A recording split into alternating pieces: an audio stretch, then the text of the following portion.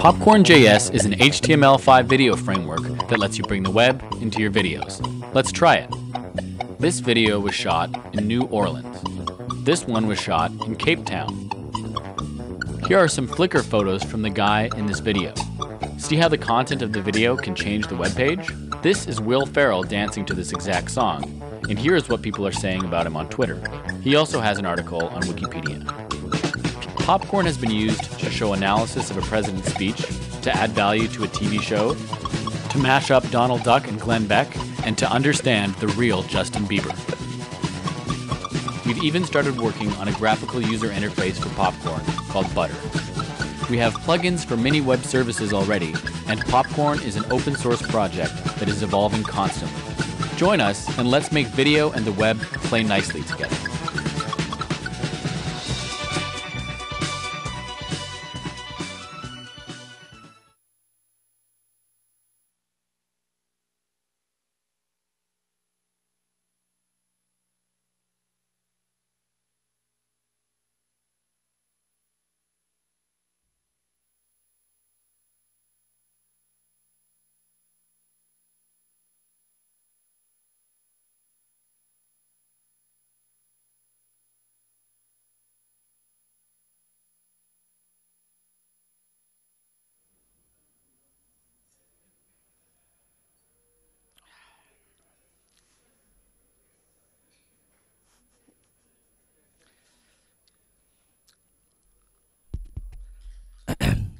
This is kind of awkward because this video is about the man standing right over there. So it's like, I think he might have seen it once before. Who knows?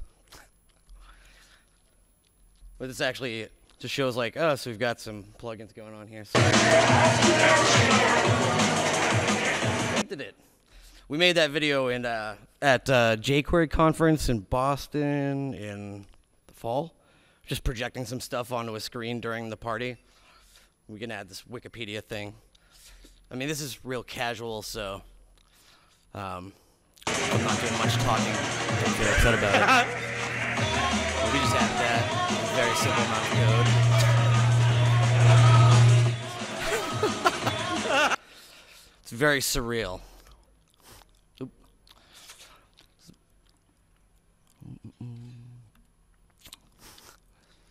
This is a quick demonstration of the declarative popcorn.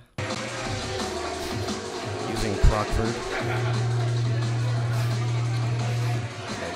Dancing midnight.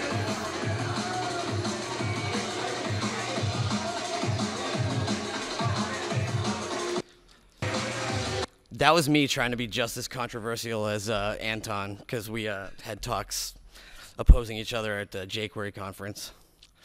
Hey, I can stir it up too, trust me. And this, everybody, is a monkey riding a dog. So actually, it was the demo for showing how Popcorn now supports YouTube and Vimeo videos, just as well as HTML5 videos. So enjoy. A monkey riding a dog.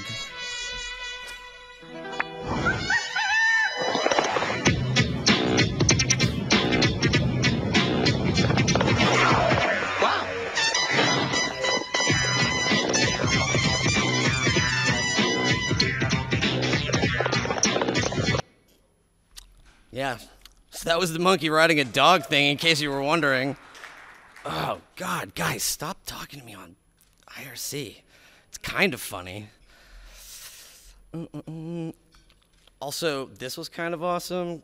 We had like a miniature conference in New York at Tisch, and I got paired up with probably one of like the most visionary kids I've ever met. This dude, Greg, he had this idea like, let's sync HTML5 video clips, you know, from like the Star Trek trailer to, wait a second, this HTML5 drum beat making machine. So I was like, you're nuts, dude.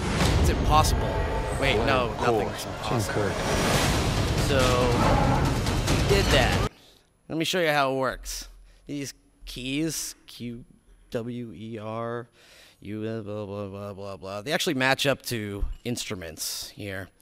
We can change what's going on, but if I do... I dare you to do better. So that's me pressing buttons on the keyboard, in case you were wondering. So let's see here. Let me actually throw down.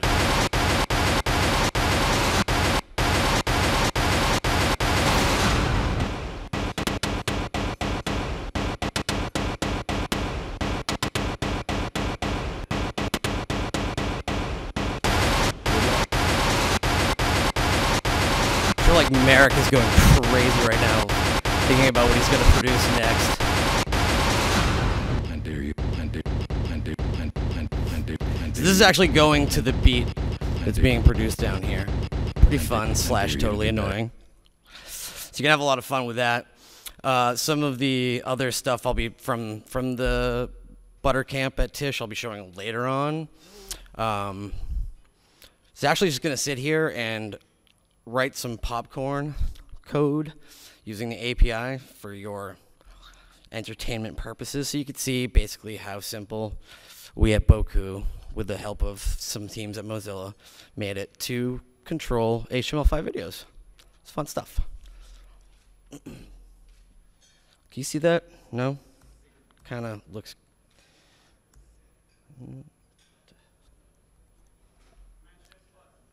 What's that?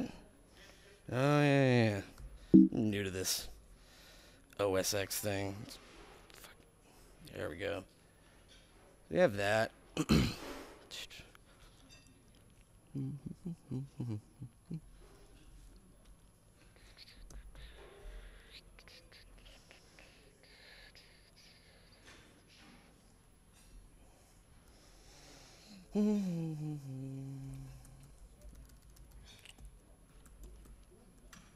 Oops, what am I doing?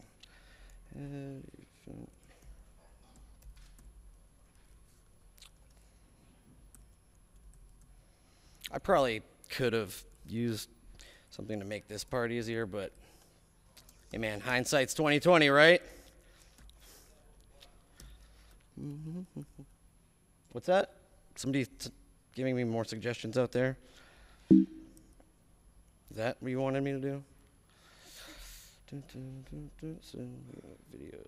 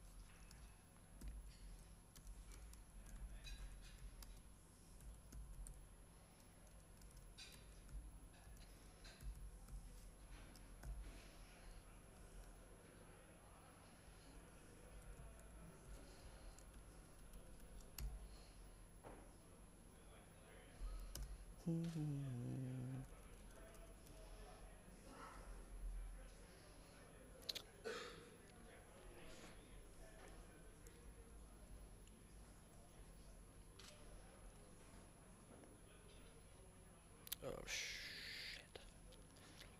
I'm gonna fucking save this thing.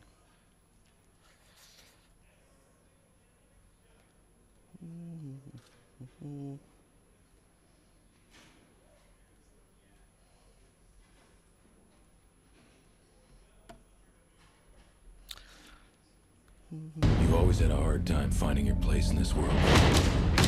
Why are you talking to me, man? You can settle for an ordinary life. Yeah, alerts are way annoying.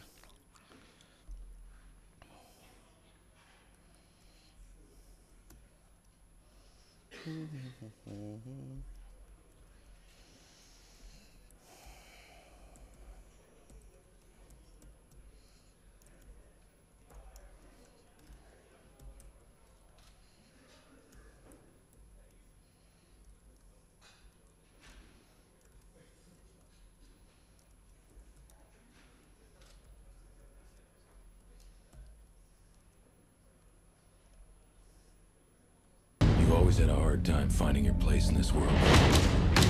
Why are you talking to me, Oh, man? where is it? Probably would have been easier if I just, you know, use the flow.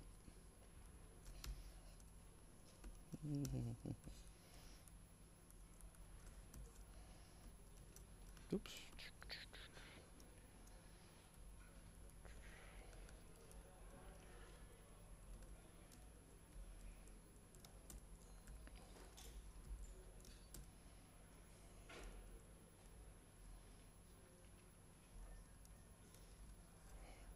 Stop whistling that. You're going to get it caught in everybody's head all day long. It's going to be horrible. I'm going to need the whole package. Yeah, I hear you. It's funny. I'll make you watch monkeys riding dogs again. Output. Yeah, so everything we have run a distribution with the latest version at popcorn.js.org/code/zoom in so you can see it. See that up there? Everything brand new is in that code dist directory. I think we're at 0.5 right now. 0.6 is going to be our big docs push. Exciting. So everybody will be able to figure out how to use it, if you don't know already. I don't actually remember how this one works. Text, yeah, there we go.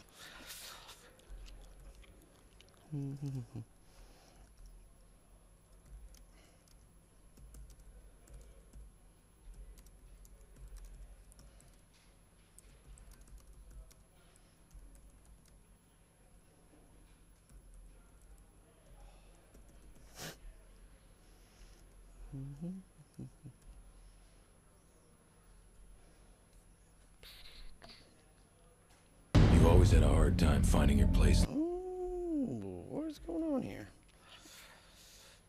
Oh, that would help. No popcorn complete. Hold on, let's go see if that even exists yet.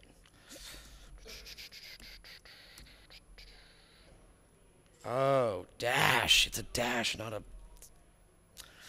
Silly me. Sorry about that.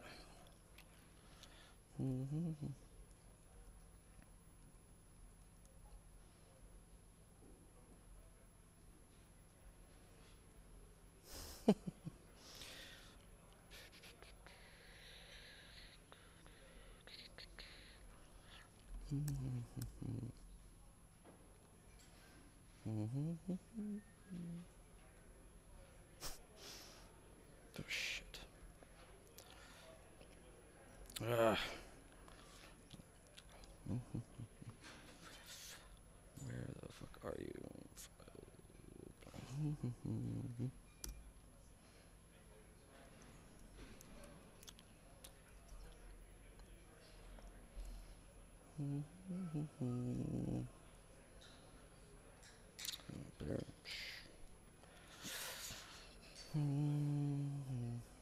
a bummer.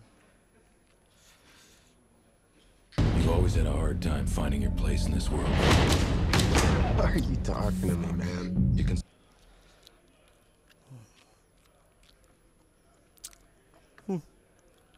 Yeah, I'll skip to the other awesome thing I was going to show you. Sorry. Should know my limits.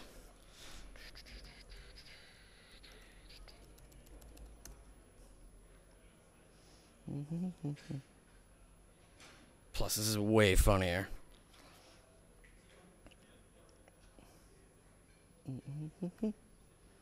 Enjoy.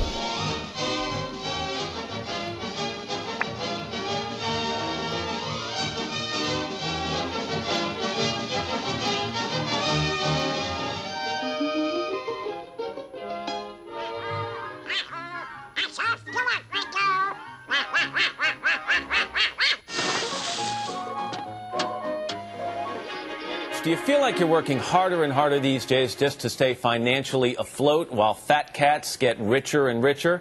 It's not just a feeling, and you're not alone. The income gap between rich and poor in America is at an 80-year high. That's the largest differential since the period immediately preceding the Great Depression. The haves are getting more while the have-nots are getting less. Meanwhile, government isn't helping decades of rising inequality.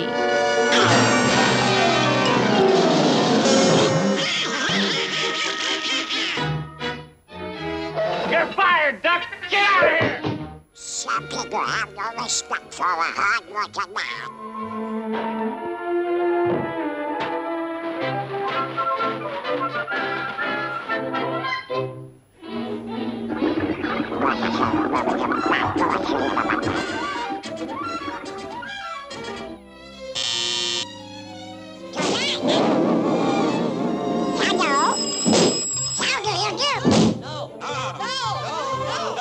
Well, Mr. Duck, that's it. We've just plain run out of jobs.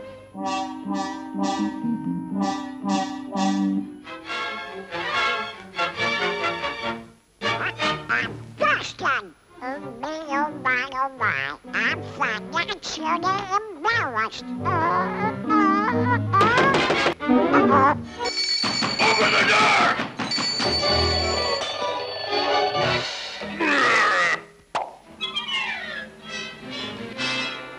You ain't paid. No, not that. No.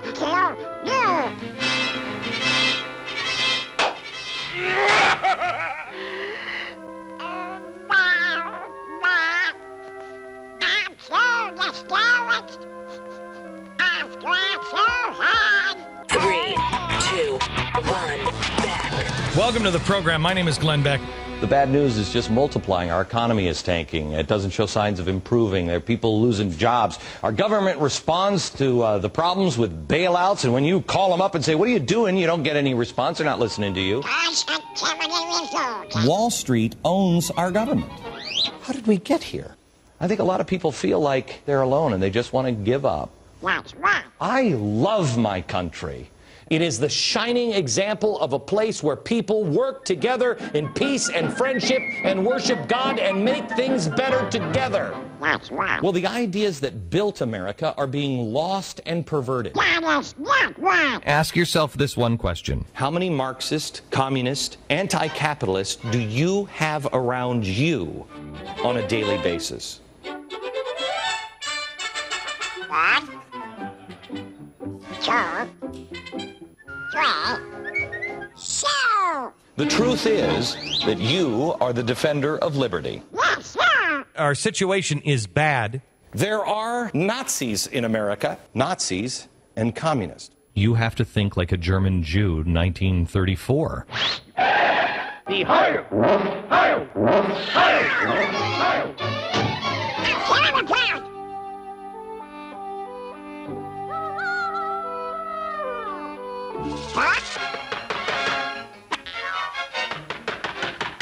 I almost forgot for a moment. There is a perfect storm formulating, and it is here.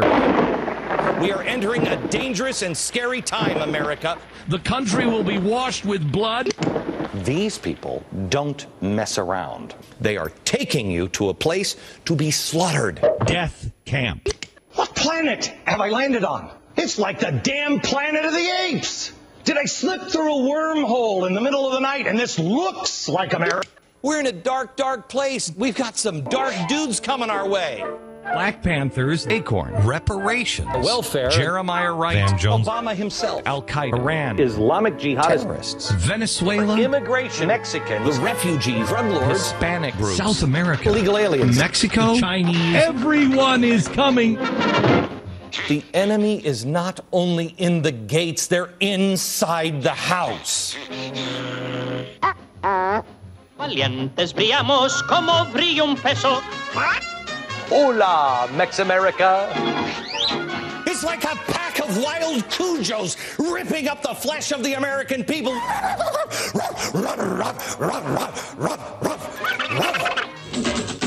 Drug lords, illegal aliens, Mexico.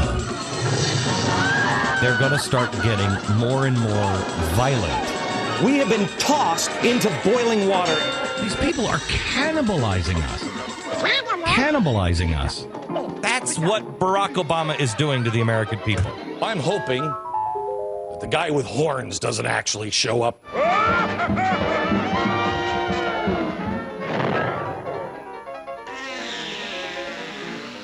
Everything is about to change to the extreme, the insider extreme. We invite you to join up for $9.95 a month. It's going to explain everything that is going on.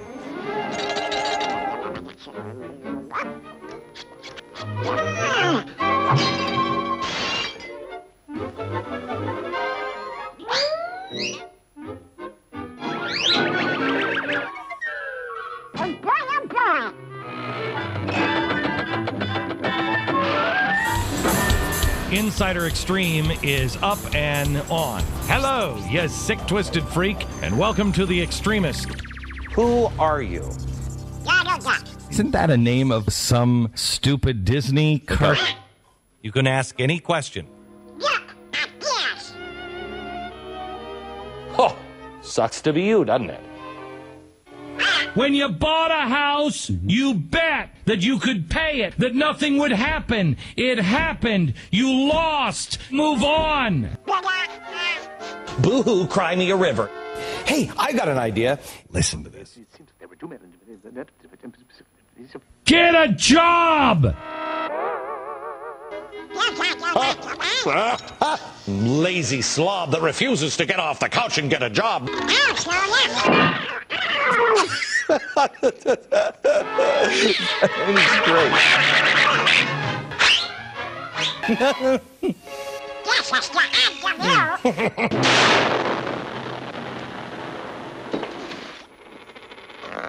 Good riddance.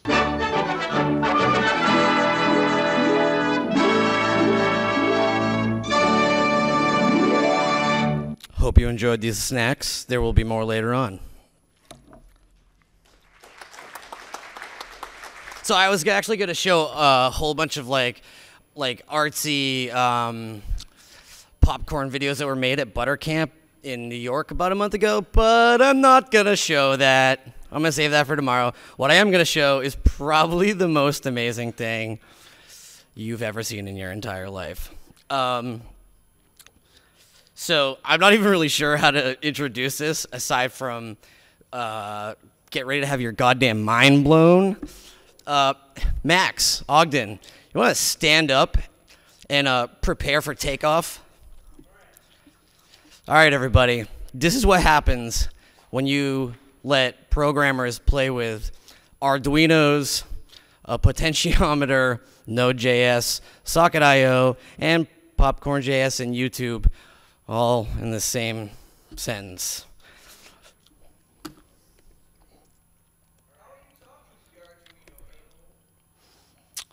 Excuse me?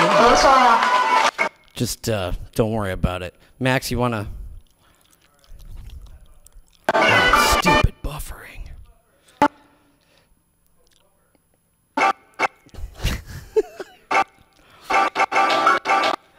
That... Are you doing that?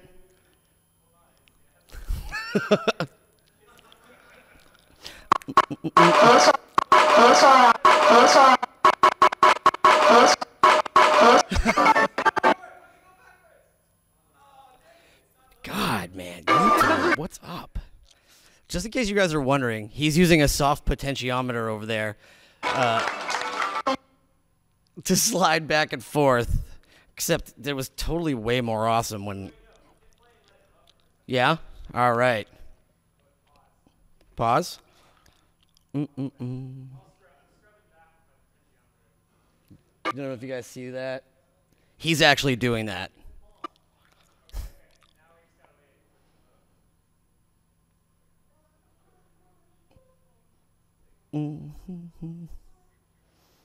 Are you doing that?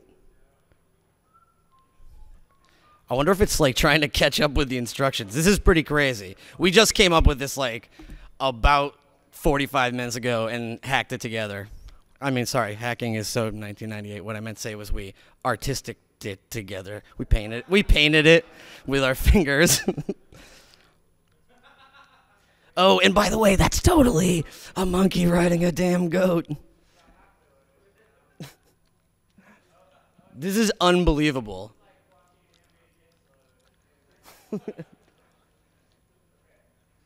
if anybody wants to actually come and like sit down and see this afterwards, we will most definitely accommodate.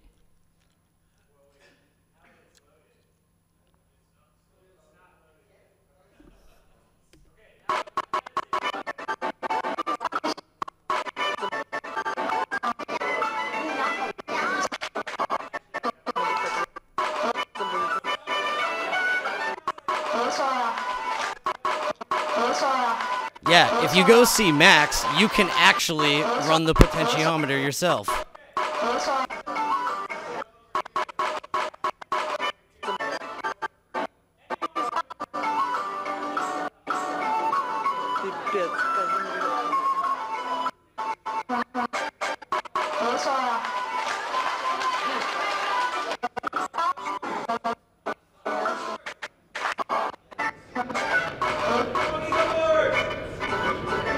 This is the future of remote controls, everybody. Remote controls will be taped to your keyboard and run through the internet.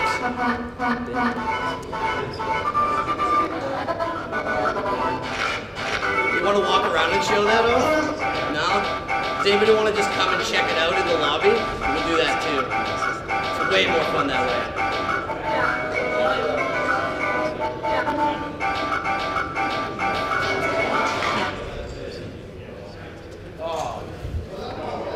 Did you do that?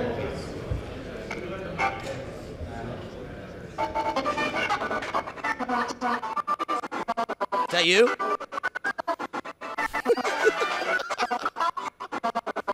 It's been a long day with a lot of caffeine. You know how it goes. Oh.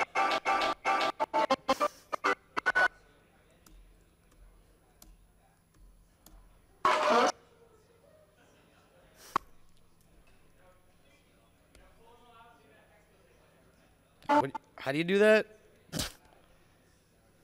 I don't even know how that works.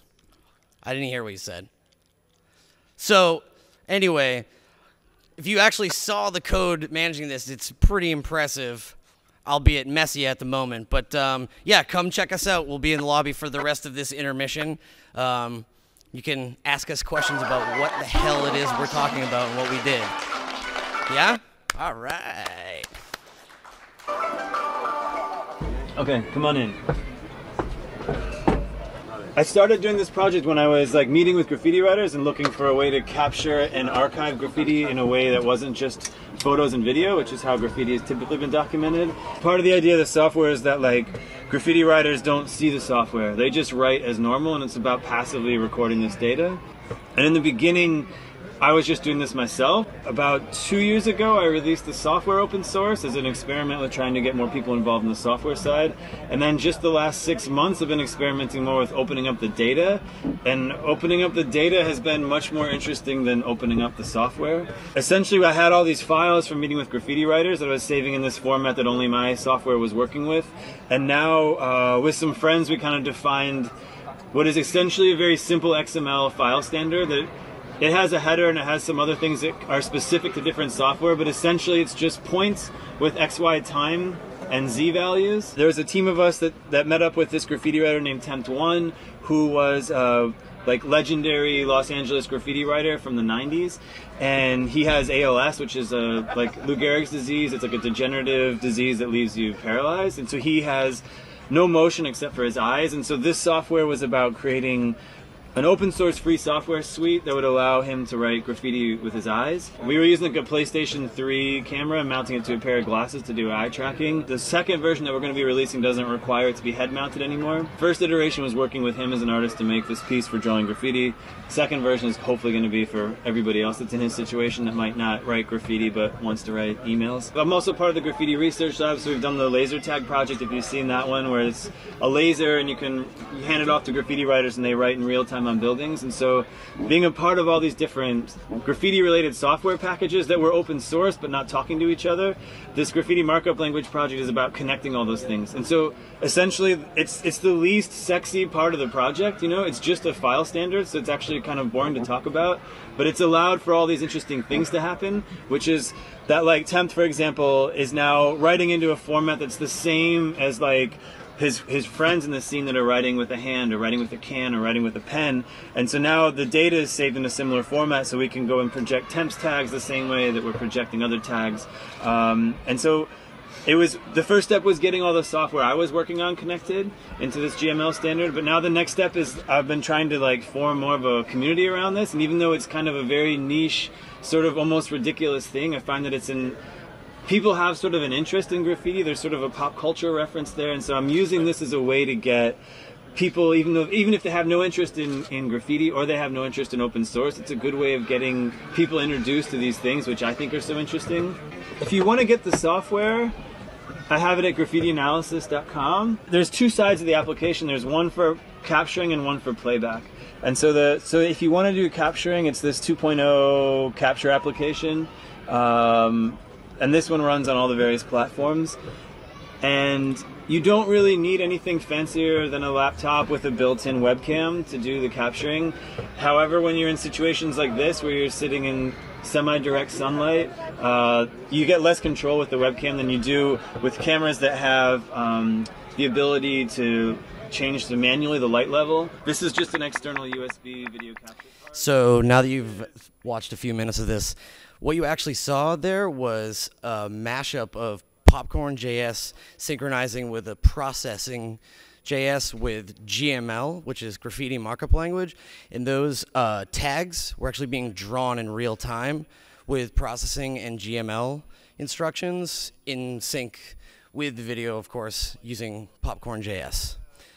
This was a project that came from the mini conf we had in New York about a month ago called Butter Camp. So I'll be quiet and turn the volume back up and let you continue watching. The light source that's reflected off the wall, and the more, if you're really looking for a precise capture, you want the camera really perpendicular to the page, and so this goes over that capture system as well. So if you're interested in the more advanced one, I have a vector file, which if you have a laser cutter, you can just laser cut them. But really the parts they're really simple to cut out just with foam core. The most expensive piece in building this capture case is just this plexiglass, which goes on the front. This is like super low tech and everything, but it gives you a really nice just blank screen that you can tape a page to, so that when you're attaching a light source to the graffiti marker, the light's going through the page instead of reflected off of it.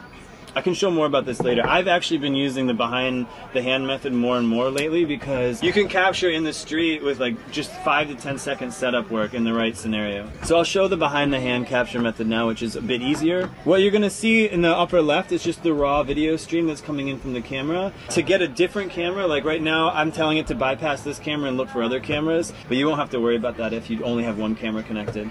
The first thing to do is when this image comes up, when you're getting your raw feed in, this is why these cameras are so nice, is because I can really control how much light's coming in. There's like some blue and pink lines that are showing what the software thinks it's tracking right now. The bottom screen is showing what it thinks the light source is. What we want to see is like a nice dime-sized perfect circle, and that means we're getting a good capture. Any light source you can get on can probably be used as a tracking device. I like to use ones that have click button on and off. I usually mount the light source to the top. You want to keep the camera in a way so that the hand doesn't block the light source. So this part is not rocket science, but if there's like a chisel tip, I try to keep this mounted above the chisel tip and then keep it pulled back from the page enough that if someone's if they're rotating their hand, they're not going to hit it. But again, this is like pretty simple and a bit of trial and error. The brighter the light, of course, the more difference you'll get in your threshold value between the ambient light and the light that's being tracked. If you just look at this window, you can see this is obviously not a clean capture. When I have this situation, I can usually adjust this down, and just by using the camera, not even using any of the software, you can see I'm already starting to get a pretty clean capture, right? There's not a lot of like fancy settings in this app, but the one that we're gonna really be caring about is this threshold. This is doing a similar thing to opening up the light in the camera, but it's just saying how different is this pixel from the pixels surrounding it, and based on that level it's going to say use it or don't use it. Right now I'm actually pretty close, like I'm getting a pretty decent capture with the way it is. I would call this software kind of set. You can click save, and then if it crashes we'll have the settings. There's two modes, one for capturing behind the hand and one for capturing through a piece of glass. Right now if I move from left to right on the page, I can see that my track is moving from left to right on the page also, but if I move the camera to behind I'm going to want that to reverse. And so in the second tab, you can just hit flip X. And then if we're set up in the other mode, it'll work from the mirrored perspective. Enter advances you through the different modes in the software. So if I hit return, then I'm going to start recording. So usually I'll meet with the graffiti writer and I'll just say, okay, start writing, and I'll start recording. And another enter to stop. It leaves recording mode and it goes into an edit mode. The Z is kind of linear. So it's as if you're writing on a page, it's kind of constantly pulling away. It's kind of about data visualization. So it's about trying to understand more about how the ink is layering up. But also from an editing standpoint, it makes it easier because you can kind of see where everything is beginning and ending. All the panning and zooming and tilting all happens between left click and right clicking and dragging.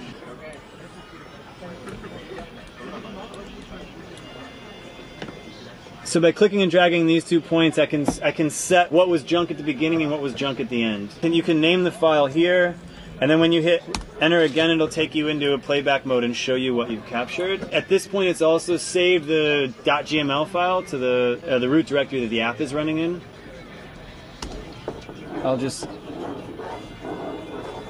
get some data. So I'll call this one test.gml. So F will pop it back out of full screen.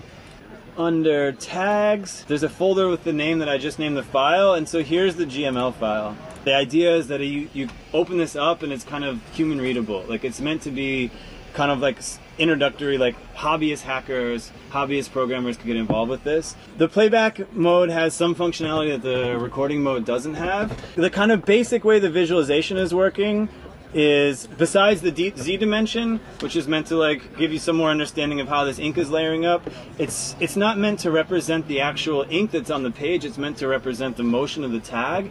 That's one reason also you're capturing a single line. There's of course other softwares that can capture multiple strokes, but for my interest I like recording all the movements, like when the pen comes up and moves to the other side. Graffiti is very dictated by like writing in a very specific place at a specific time, and so the ink on the wall is like not just about someone's vision of what a graffiti tag should look like. It's like dictated by, you know, who's walking around the corner, what part of town is it in. Like you have like 5 to 10 seconds to make this form, and so for me capturing all that motion was just an interest from a research standpoint, and so that's why I'm getting all the movements. So even when the pen's up, the thinner the line is, the faster the pen was moving. So even when this isn't playing back, you can get some sense of like the motion, and then the particles that are getting thrown off are kind of based on velocities. If you round a corner very smoothly, for example, you'd get this even throw of particles, whereas if you had a jagged one, you'd get a spike. The intent is meant to sort of just amplify that motion. It's all about like trying to see this sort of like dance that happens when no one's looking, right?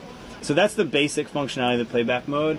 There's some other things that you can turn on, like there's an audio setting that'll just take the audio from the mic and you can get interaction with, so if you're projecting this outside, you could be picking up ambient things. There's also more settings for doing things outside with it. There's an architectural interface, so good graffiti writers aren't just slapping stuff up anywhere. They're very conscious of like what the architecture is, what the structures are, how they're fitting in. And so the software is meant to work the same way also. So if we were going to project here, there's a way where you can tell the software where all these corners are, like where the edges are, so that when it's playing back, it can interact with that. There's also this warping mode, so that you can, if you're projecting at an angle or you're projecting on a surface that isn't true, you can set this so that it's like you can deal with this outside of the sort of keystoning functionality of the projector. So the basic way the architecture settings work is if you're projecting on something, it just gives me like a simple drawing interface, and I'd outline all these shapes, which just takes about a minute or two, and then when I hit save, the software knows that those angles are to be recognized as a ledge,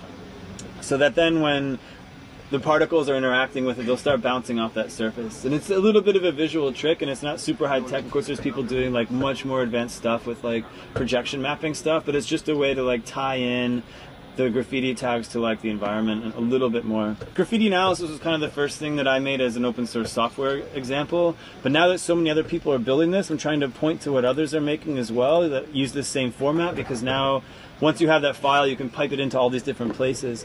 And so I'm starting to archive that at graffitimarkuplanguage.com. And so this is a place that's pointing to all the projects that I'm finding on the web. Some are by me, some are by friends, some are just things that happen. So there's just one more demo that I want to actually jump to, so I'm going to cut this one short. That I actually just discovered yesterday. I thought it was pretty cool, so give me a second to find it.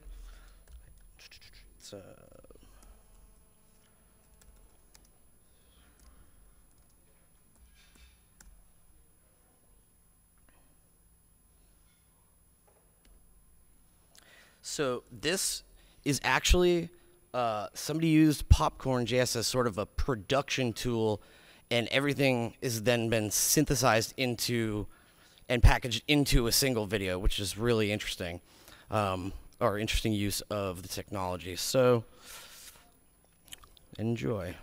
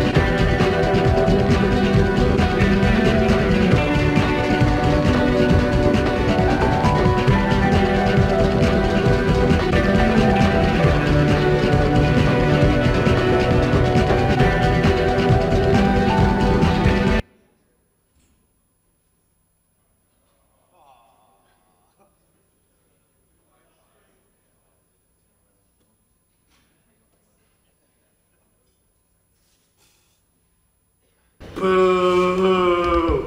All right. So you get the idea. That's pretty cool stuff. I'm actually going to part ways with you now, and I'll see you guys all at 5 o'clock for the last installation of Snacks with Popcorn.js. This is a two-part deal. For the first part, if you're easily offended by vulgar words, like the S or F words, I'd like to ask you to leave the room for maybe the next 3 minutes. Or earmuffs even. So this is, sorry about the ScreenFlow demo. I didn't make this, but this is totally awesome. I found this on Twitter yesterday. This is the result of some pretty fun stuff that somebody took the time and screencast themselves creating a popcorn project. It's 1 minute and 20 seconds long. Let's watch it.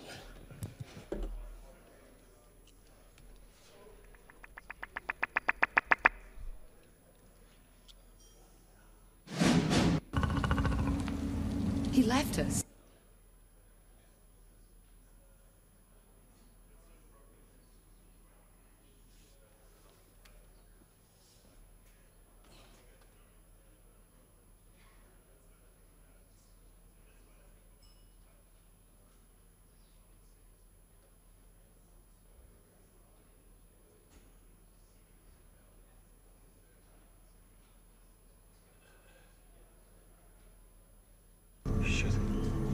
Oh, shit.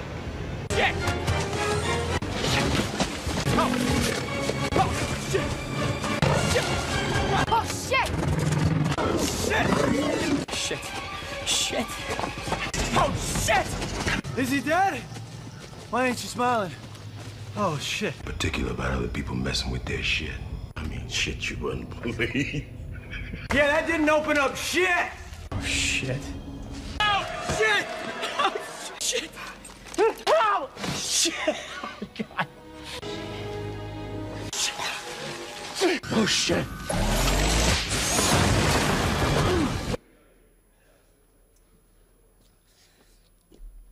Sweet, right? There, pretty awesome, right? All right, and for... Oh, I did that again. Hold on. And for the very last thing, this is pretty tremendous, and I'm totally stoked that I get to show this off. What's going on?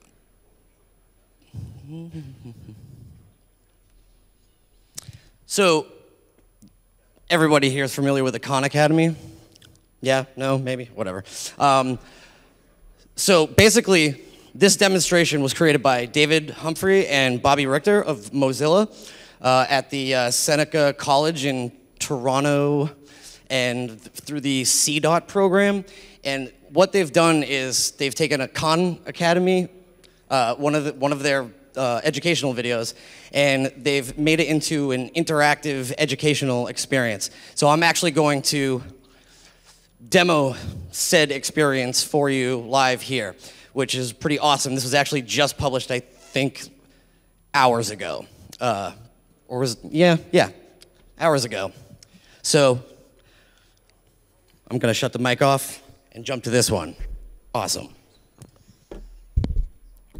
All right, here we go. Where we left off in the last video, I think we were getting a reasonably good appreciation for how huge the sun is, especially relative to the Earth, and how far the Earth is away from the sun. That most of these diagrams that we see when we in science textbooks, they don't give justice. In fact, you know, when I showed it this sun over here that was about 5 or 6 inches across, I said Earth would be just this little speck about 40 feet. The entire page this distance would be about 40 feet to the left or the right, or it would have a radius. Its orbit would have a radius of about 40 feet. So it'd be this, you know, you wouldn't even notice it if you were looking at this thing over here. It'd be this little speck orbiting at this huge, huge distance. If you look at this sun over here, if I were to draw the whole sun, it looks like it would have a diameter of about 20 inches. So in this situation, this Earth right here, and this is drawn to scale, this Earth would not be anywhere near this close. It would be about 200 feet that way, or about the 60 meters. So you can imagine if the sun was this size. This is all synchronized to this video down in the corner. This little speck of an Earth, this little thing right here, would be sitting on. Wouldn't even notice it. This is you might notice this from a distance, but you wouldn't even see this thing over here. And the other planets are even further. Well, not all of the other planets. Obviously, you have Mercury. You have Mercury here. I'll just list them here just in case. That's Mercury. It's not debated whether it's a planet. Pluto is the smallest, but some people debate whether it's really a planet or kind of just a dwarf planet or any of those type of things. But then you have Venus, probably the closest in size to the Earth, or it is the closest in size to the Earth. And then you have Mars, and then you have Jupiter, Sun. Then Jupiter is 5 times further than Earth. So this would be this. If I were to actually do this, the scale distance, this would be 300 meters away. 300 meters. So if I had a nice big, maybe medicine ball size sun right over here, maybe basketball size sun, a little bit bigger than a basketball, this looks on my screen, then I would put this little thing that's smaller than a ping pong ball, I would put this 3 football fields away. That's how far Jupiter is. And then Saturn's about twice as far as that. Saturn is about 9 times the distance. So let me make it clear. The Earth is 1 astronomical unit away from everything the sun. is synchronized along to the video. The entire educational experience is broken out of the corner box and taken up the whole screen. And is completely interactive. Astronomical unit, so a little bit more than 5 times the distance of the sun to the Earth. And Saturn is approximately 9 astronomical units, or 9 times the distance from the sun to the Earth. So once again, this would be 9 football fields away, or another way to think about it would be essentially a kilometer away. If we had a kind of a medicine ball sized sun, this little smaller than a ping pong balled Saturn would be a kilometer away. And I just want to really reiterate that. So you can see how this could have tremendous impact in, I mean, obviously not just education, but any sort of forward-thinking, progressive media interaction that might take the place of a long-standing juggernaut in the field. I don't know, possibly Flash. A lot of these things can be achieved, and thoroughly believe that Popcorn.js could be the foundation for that. Once again, this demonstration was created by David Humphrey and Bobby Richter of Mozilla. Tremendous work. These guys are amazing. And with that, I'm going to say goodnight to all of you. Country roads take me home to the place I belong. Portland, Oregon, the JSConf. Country roads take me home.